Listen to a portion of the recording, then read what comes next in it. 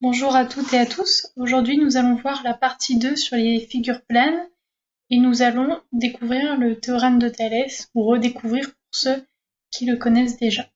Tout d'abord, avant même de commencer à vouloir utiliser le théorème de Thalès, il est très important de vérifier que vous ayez deux droites parallèles. Parce que si vous n'avez pas de droite parallèle, alors vous n'aurez pas le droit d'utiliser Thalès et peut-être qu'il faudra plutôt utiliser Pythagore ou la trigonométrie.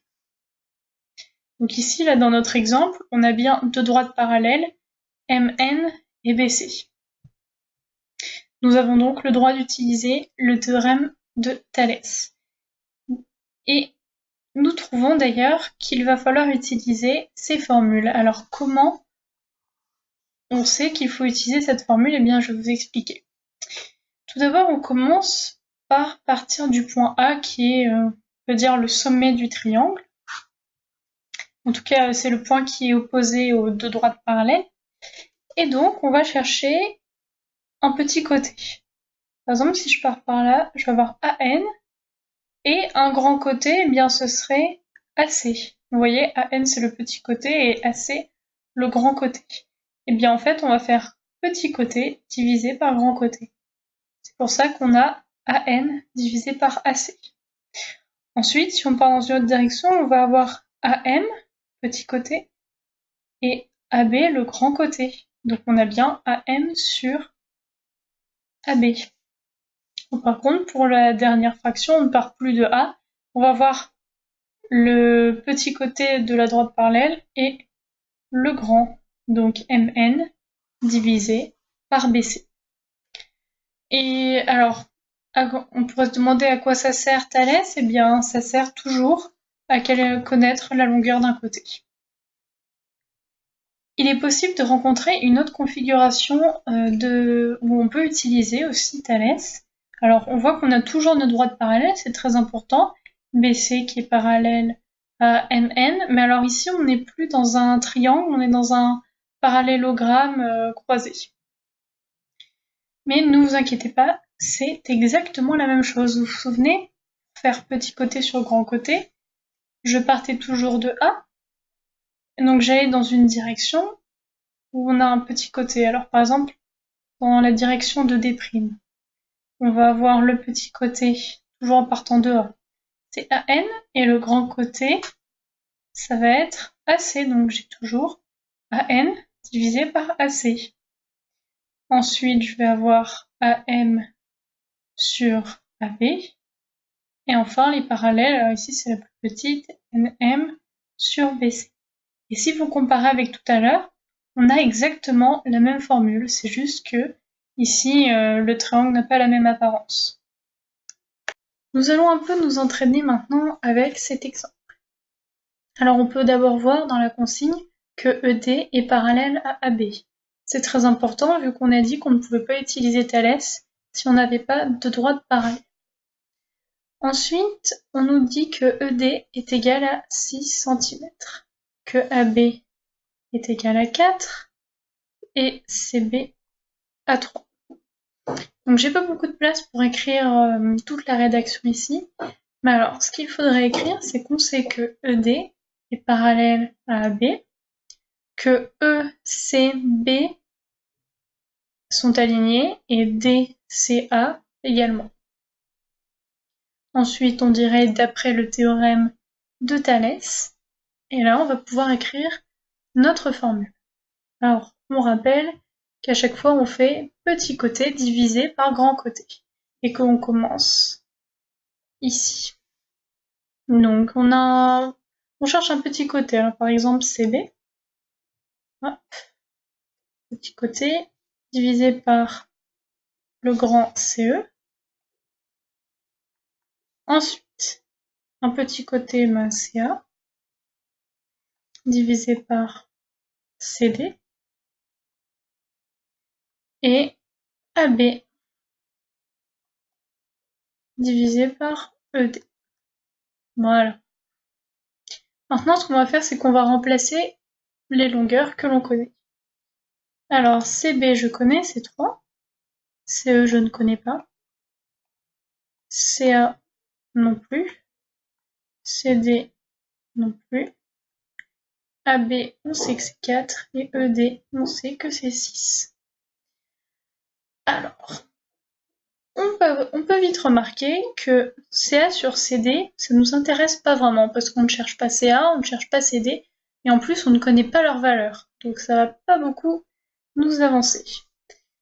Hop. Par contre, 3 sur CE, bah, c'est intéressant parce qu'on cherche CE, et 4 sur 6, c'est intéressant parce qu'on connaît les longueurs. Donc en fait, il ne nous reste plus que 3 sur CE égale 4 sur 6. Et alors là, on a quasiment fini. Ce qu'on peut utiliser, ceux qui ont l'habitude, c'est le produit en croix. Alors si vous n'avez jamais vu ce qu'est le produit en croix, je vous conseille d'aller voir, j'ai fait une autre vidéo qui explique. Et là, c'est vrai que je vais pas trop m'attarder dessus. Mais allez voir, je pense que ça peut vous aider. Donc le produit en croix. Eh bien en fait, je vais essayer de tracer une croix. Alors, comme ceci. Et donc si on veut arriver à CE, on va faire 3 fois 6 divisé par 4 égale CE. Alors je vais effacer pour refaire de la place. Donc on a dit 3 fois 6 divisé par 4 est égal à CE. Et cela donne que CE est égal à 4,5 cm bien évidemment. Voilà. Et dernière chose sur les théorèmes de Thalès, je pense que vous avez dû entendre ce terme, la réciproque du théorème de Thalès. Alors je m'explique. Tout à l'heure, on disait que c'était très important de savoir que deux droites sont parallèles. C'est ce que j'ai écrit ici.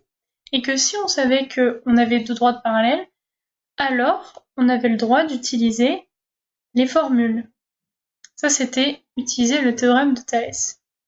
La réciproque, en fait, ça va être dans l'autre sens. C'est-à-dire que si j'arrive à montrer que les formules sont toutes égales entre elles, que AN sur AC est bien égal à AM sur AB, qui est aussi égal à MN sur BC, alors cela voudra dire qu'on a deux droites qui sont parallèles.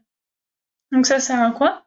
Comme je viens de le dire, à montrer que deux droites sont parallèles, mais alors il faut connaître la longueur de plusieurs côtés. Alors regardons un petit peu. Ici, si l'on essaye d'écrire petit côté sur grand côté, on va avoir. Alors on commence par C. Enfin, on part de C. Donc petit côté, on va avoir CB. Et grand côté, on va avoir CE. Ok. Ensuite, petit côté, on va avoir CA. Grand côté, CD. Et enfin, petit côté, AB. Et grand côté, ED. Vous remarquerez que j'ai pas écrit de égalité cette fois-ci entre les fractions. C'est normal, on ne sait pas encore si elles sont égales ou pas, on va essayer de le montrer. Donc comme tout à l'heure, on va remplacer toutes les longueurs par ce que l'on connaît. Donc CB, on sait que c'est 2. CE, on sait que c'est 5. CA et CD, on ne sait pas. Bon, je vais le barrer vu qu'on ne sait pas. AB, on sait que c'est 4. Et ED, c'est 10.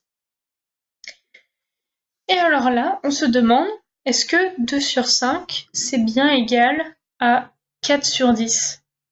Eh bien oui. Alors là, ça fait aussi appel à un autre chapitre pour simplifier les fractions. Mais si on simplifie 4 sur 10, qu'on divise 4 par 2 et 10 par 2, on va avoir 2 sur 5. Et on remarque que CB sur CE est bien égal à AB sur ED. Et quelqu'un va me dire, ah bah oui, mais on n'a pas montré que c'était aussi égal à CA sur CD. Eh bien, ne vous inquiétez pas, il faut montrer seulement que deux fractions sont égales. On n'est pas obligé de montrer que les trois sont égales.